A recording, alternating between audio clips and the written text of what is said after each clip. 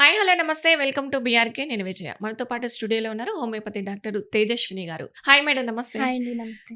ఈ మధ్య కాలంలో చాలామంది వుమెన్స్‌కి గర్భాశయంకి ఏదో ఒక చిన్న పుండు అవ్వడం, తీసేయడం జరుగుతుందండి. So, yeah! దానివల్ల మెనోపాజ్ ఆగిపోవడానికి ముందే చాలామంది చిన్న ఏజ్‌లో తీసేయించుకుంటారు. సో, అవును. ఆ ఎఫెక్ట్ అనేది మొత్తం బాడీ అంతా స్ప్రెడ్ కాకముందే దాన్ని తీసేయించుకోవడం జరుగుతుంది. దానివల్ల ఎలాంటి ఎఫెక్ట్ ఉంటుంది? యాహ్! డెఫినెట్‌లీ అండి. హ్మ్. అసలు ఈ మెనోపాజ్ అంటే పీరియడ్స్ ఆగిపోవడం. హ్మ్. పీరియడ్స్ ఫస్ట్ నుంచి మెనోపాజ్ వరకు పీరియడ్స్ అవుతూనే ఉంటాయి. ఈ హ్మ్. మెనోపాజ్ అంటే ఆగిపోయిన ఫస్ట్ నుంచి ఒక 1 ఇయర్ పాటు ఎలాంటి పీరియడ్ గానీ, స్పాటింగ్ గానీ, బ్లీడింగ్ గానీ ఎలాంటి కనిపించకపోవడంని మనం మెనోపాజ్ స్టేట్ అంటాం. హ్మ్.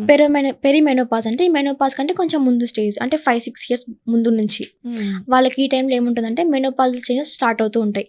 వాళ్ళ హ్మ్. బ్లీడింగ్ ఎక్కువ అవ్వడం గానీ, లేదంటే ఇంకేమైనా డిసీజెస్ ఏమైనా ఉన్నా గానీ ఇలాంటి పెరిమెనోపాజల్ స్టేట్‌లో చూస్తాం. ఈ హ్మ్. మెనోపాజ్ అనేది 45 ఇయర్స్ అబోవ్ వాళ్ళలో చూస్తాం. ఓకే. పెరిమెనోపాజ్ అంటే 35-40 ఇయర్స్ లోపల. హుహు. ఈ కొంతమంది ఏం చేస్తుంటారంటే ఎర్లీగానే ఐ మీన్ హిస్టెక్టమీ చేయించుకుంటూ ఉంటారు. అంటే గర్భాశయం తీపిచ్చేసుకుంటూ ఉంటారు. హ్మ్. ఇలాంటి కండిషన్స్‌లో ఎలా ఉంటుందంటే హార్మోనల్ ఇంబాలెన్స్ కాజ్ అవుతుంది వాళ్ళలో. హ్మ్. మామూలుగా మన ఫీమేల్ బాడీ అనేది హార్మోన్స్ సెక్రెట్ చేస్తూ ఉంటుంది. ఆ హ్మ్. హార్మోన్స్ వల్లనే మన బాడీ షేప్ కానీ, హ్మ్. సైజ్ కానీ, అదేవిధంగా మన బాడీ ఫంక్షన్స్ కానీ మెయింటైన్ చేయడం జరుగుతుంది. హ్మ్. ఇలా హిస్టెక్టమీ ద్వారా మనమే గర్భాశయం తీసినప్పుడు ఆ ఎఫెక్ట్ ఖచ్చితంగా ఉంటుంది మన బాడీలో. హార్మోన్స్ ఇంబాలెన్స్ అవ్వడం గానీ, ఓవర్ వెయిట్ అవ్వడం గానీ, హ్మ్. దాంతో పాటు యాంగ్జైటీ డెవలప్ అవ్వడం గానీ, వాళ్ళు స్ట్రెస్ ఫ్యాక్టర్స్ ఎక్కువైపోవడం వల్ల కానీ, హ్మ్. ఇంకా డిసీజ్ కెపాసిటీని తగ్గిపోతూ ఉంటారు. ఐ మీన్ డిసీజ్ రెసిస్టెన్స్‌ని తగ్గిపోతూ ఉంటారు వాళ్ళు. హ్మ్. ఫ్రీక్వెంట్‌గా డిసీజ్‌కి అఫెక్ట్ అవ్వడం గానీ, ఇన్ఫెక్షన్స్‌కి గురవ్వడం గానీ, ఇది జరుగుతూ ఉంటుంది ఇలాంటి వాళ్ళలో. హ్మ్. అదే విధంగా ఇది తీపిచ్చేసిన వాళ్ళలో జరుగుతుంది.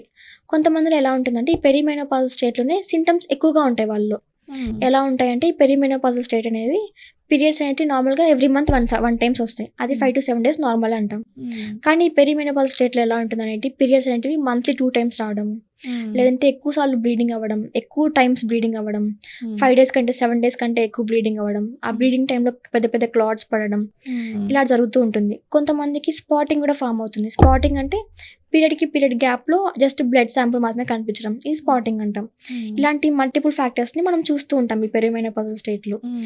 ఇది మెనోపాజ్ వరకు కంటిన్యూ అవుతుంది కొంతమందిలో. ఇది మోర్ దాన్ 5-6 ఇయర్స్ వరకు పెరిమెనోపాజల్ స్టేట్ అంటాం. ఈ హ్మ్. పెరిమెనోపాజల్ స్టేట్‌లో ఆ బ్లీడింగ్ అనేది డిఫికల్ట్‌గా ఉంటుంది. ఐ మీన్ అబ్నార్మాలిటీస్ ఎక్కువగా ఉంటాయి వాళ్ళలో. హ్మ్.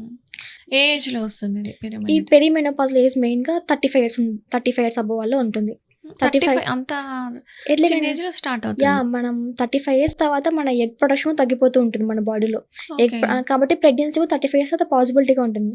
హ్మ్. మాక్స్ 40 మించిన తర్వాత ఎగ్స్ అనేటివి ప్రాపర్‌గా ఓవల్యూషన్ జరగదు. ప్రాపర్ ఎగ్ కౌంట్ అనేది రిలీజ్ చేయలేదు. హ్మ్. ఒకవేళ రిలీజ్ అయినా కూడా ఎగ్ స్ట్రెంత్ కోల్పోతుంది. యాహ్! ఫర్టిలిటీ కెపాసిటీని కోల్పోతుంది. కాబట్టి ఈ హ్మ్. 35-40 ఇయర్స్ మధ్యలో వాళ్ళకి ఎక్కువగా ఉంటుంది. ఈ హ్మ్. స్టేజ్‌లోనే హార్మోన్స్ ఇంబాలెన్స్ అవ్వడం జరుగుతూ ఉంటుంది. హ్మ్. దీన్ని మనం పెరిమెనోపాజ్ అంటాం. హ్మ్. అసలు ఈ పెరిమెనోపాజ్‌కి మెనోపాజ్ తర్వాత ఎలా ఉంటుందంటే, హ్మ్. పెరిమెనోపాజ్‌లో మెయిన్‌గా బ్లీడింగ్ ప్రాబ్లమ్స్ ఎక్కువగా ఉంటాయి. వాళ్ళ పీరియడ్ ప్రాబ్లమ్స్ ఎక్కువ స్టార్ట్ అవుతూ ఉంటాయి. హ్మ్. ఇది కంటిన్యూ మెనోపాజ్ దాకా ఎళ్తుంది. ఈ మెనోపాజ్ వాళ్ళకి ఎలా అనిపిస్తుంది? ఉన్న కొంచెం హార్మోన్స్ కూడా మొత్తం కంప్లీట్‌గా తగ్గిపోతాయి. వాళ్ళు హ్మ్. ఎలా ఉంటుందంటే, వాళ్ళు హాట్ ఫ్లషెస్ అంటాం. అంటే బాడీ నుంచి వేడి గాలులు బయటికి రావడం. హాట్ ఫ్లషెస్ అంటాం వీటిల్ని. హ్మ్. బాడీ మొత్తం హీట్‌గా అనిపిస్తుంది నాకు, వేడిగా అనిపిస్తుంది, వెజన మొత్తం డ్రై అయిపోతుందని చెప్తుంటారు. హ్మ్. నీరసంగా అనిపిస్తుంది, ఈజీగా వెయిట్ గెయిన్ అయిపోతున్నామని చెప్తూ ఉంటారు. హ్మ్. ఇలాంటివన్నీ మనం మెనోపాజ్ స్టేట్‌లో చూస్తూ ఉంటాం. మెనోపాజ్ నుంచి ఫ్రీగా కొంతమంది స్మూత్‌గా వెళ్ళలేరు. కొంతమంది ఈజీగా ఆ ఫేస్‌ని దాటేస్తూ ఉంటారు. కానీ కొంతమంది ఈజీగా దాటేయలేరనమాట. హ్మ్. వాళ్ళు ఇలా బ్లీడింగ్ ప్రాబ్లమ్స్ రావడం గానీ, హ్మ్. ఇలా చెప్పా కదా! ఇలాంటి ఈ మెనోపాజ్ సింప్టమ్స్ అనేటివి అవి ఎర్లీగా స్టార్ట్ అవుతూ ఉంటాయి. హ్మ్. కాబట్టి ఈ మెనోపాజ్ నుంచి స్మూత్‌గా వెళ్ళడానికి వాళ్ళకు హ్మ్. మెడిసిన్స్ అనేటివి అవసరం ఉంటుంది వాళ్ళు. కరెక్ట్‌గా హ్మ్. ఎవరైతే వాళ్ళకి ఇలా అబ్నార్మాలిటీస్ ఏమైనా ఉన్నాయో వాళ్ళు కరెక్ట్‌గా ట్రీట్మెంట్ తీసుకున్నట్టయితే హ్మ్. ఆ మెనోపాజ్ నుంచి మెనోపాజ్ స్టేట్‌కి స్మూత్‌గా వెళ్ళడం జరుగుతుంది. హ్మ్. అంటే కాంప్లికేషన్స్ ఏం లేకుండా, ప్రాబ్లమ్స్ ఏం లేకుండా వాళ్ళు మెనోపాజ్‌కి ఫైనల్ స్టేజ్ అది. హ్మ్. ఆ ఏజ్‌లో ఎలాంటి డిఫికల్టీస్ లేకుండా స్మూత్‌గా వెళ్ళగలరు. హ్మ్. ఏ ఏజ్ వరకు ఇది వస్తుందంటారు? అది ఫ్యామిలీ టెండెన్సీని బట్టి ఉంటుందండి. కొంతమందిలో 40 ఇయర్స్‌కే అయిపోవచ్చు. హ్మ్. కొన్ని ఫ్యామిలీస్‌లో 45 ఇయర్స్ వరకు బ్లీడింగ్ అవుతుంది. కొంతమందిలో 55 వరకు కూడా ఉంటుంది. హ్మ్. 45-50 ఇయర్స్ యావరేజ్ హ్మ్. ఇయర్స్ అనమాట ఈ మెనోపాజ్‌కి. హ్మ్. అయితే ఇది నేచురల్‌గా జరగాల్సిందే ఆ! గదా! యాహ్! మెనోపాజ్ అనేది కానీ నేచురల్ ప్రాసెసే. కానీ ఎందుకు ఇబ్బందవుతుంది కొంతమందికి? అంటే దీని తర్వాత చాలామంది ఇబ్బంది పడుతున్నారు. యాహ్! ఎందుకలా? మెయిన్‌గా ఇది ముందున్న ఫ్యాక్టర్స్ అంటే లాస్ట్‌లో రిఫ్లెక్ట్ చూపిస్తుంది. హ్మ్. ఈ పెరిమెనోపాజ్ స్టేట్‌లో గానీ, పీరియడ్ టైమ్ ఏదైనా మనం ఏదైనా నెగ్లెక్ట్ చేయడం వల్ల ఆ కాంప్లికేషన్స్ అనేవి మెనోపాజ్‌లో చూపిస్తూ ఉంటాయి. హ్మ్. ఆ టైంలో వాళ్ళకి హార్మోన్స్ ఇంబాలెన్స్ అయ్యి బోన్స్ అనేవి వీక్ అయిపోతూ ఉంటాయి. హ్మ్. కాబట్టి ఆ ఏజ్‌లో బోన్ బ్రేకేజ్ ఎక్కువగా అవుతుంది. హెయిర్ థిన్ అయిపోతూ ఉంటుంది. హ్మ్. అదేవిధంగా బాడీ స్ట్రక్చర్ షేప్‌ని కోల్పోతుంది. వెయిట్ గెయిన్ అవ్వడం గానీ, హార్మోనల్ ఇంబాలెన్స్ అవ్వడం గానీ కామన్‌గా ఉంటుంది. హ్మ్. ఇంకా ఫ్రీక్వెంట్‌గా యూరిన్ పాస్ చేయడం ఇలాంటివి కామన్‌గా ఉంటూ ఉంటాయి.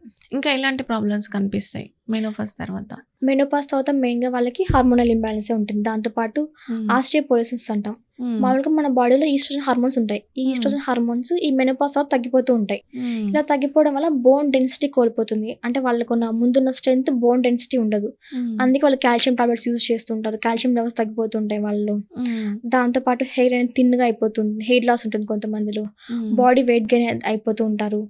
యాంగ్జైటీ డెవలప్ అవుతుంటారు వాళ్ళు. హ్మ్. ఇంకా కొంతమంది డిప్రెషన్ కూడా ఉంటుంది. ఇలాంటి కండిషన్ సడన్‌గా మన బాడీలో హార్మోన్స్ ఇంబాలెన్స్ అయిపోవడం వల్ల ఇలాంటివి చూస్తూ ఉంటారు ఈ మెనోపాజ్ కండిషన్స్‌లో. ఇప్పుడు హోమియోపతిలో దీనికి అంటే ఏమైనా ఇలాంటి ఇష్యూస్ వచ్చినప్పుడు మెనోపాజ్ తర్వాత ఏదైనా ట్రీట్మెంట్ ఉంటుందా? యాహ్! ఖచ్చితంగా ఉంటుందండి. హ్మ్. మనం ఈ హోమియోపతిలో ఎలాంటంటే సైడ్ ఎఫెక్ట్స్ లేకుండా న్యాచురల్ వేస్‌లోనే ఆ కండిషన్ మనం క్యూర్ చేసుకోవచ్చు. ఓకే. దీనికేమైనా సప్లిమెంట్స్ ఇవ్వడం గాని అలా? సప్లిమెంట్స్ అంటే వాళ్ళ కండిషన్ బట్టి ఇవ్వడం జరుగుతుందండి. హ్మ్. వాళ్ళకి ఏం యూజ్ అవుతుందో అది దాని ట్రీట్మెంట్ అయితే ఉంటుంది. ట్రీట్మెంట్ అయితే ఉంటుంది. హోమియోపతి మెయిన్‌గా ఇండివిడ్యువలైజ్డ్ ట్రీట్మెంట్ అనమాట. ప్రతి పేషెంట్‌కి ప్రాపర్ టైం అలాగే హ్మ్. వాళ్ళ కేస్ మొత్తం డీటెయిల్‌గా తీసుకొని హోమియోపతిక్ మెడిసిన్స్ ఇవ్వడం జరుగుతుంది. హ్మ్. ఇప్పుడు బయట హాస్పిటల్స్ ఎలా ఉంటుందంటే హ్మ్. ఇప్పుడు ఆ డిసీజ్ మాత్రమే డ్రగ్స్ ఉంటాయి. హ్మ్. బట్ హోమియోపతిలో అలా ఉండదు. హోమియోపతిలో ప్రతి పర్సన్‌కి మెడిసిన్ ఉంటుంది. హ్మ్. వాళ్ళ ప్రాబ్లమ్స్‌ని మొత్తం క్లారిఫై చేసుకొని మొత్తం ఎవాల్యుయేట్ చేసి మెడిసిన్స్ ఇవ్వడం జరుగుతుంది. హ్మ్. కాబట్టి వాళ్ళకి ప్రతి పేషెంట్‌కి మెడిసిన్స్ ఉంటాయి హోమియోపతిలో. Right. Thank you madam. Thank you so okay. Much.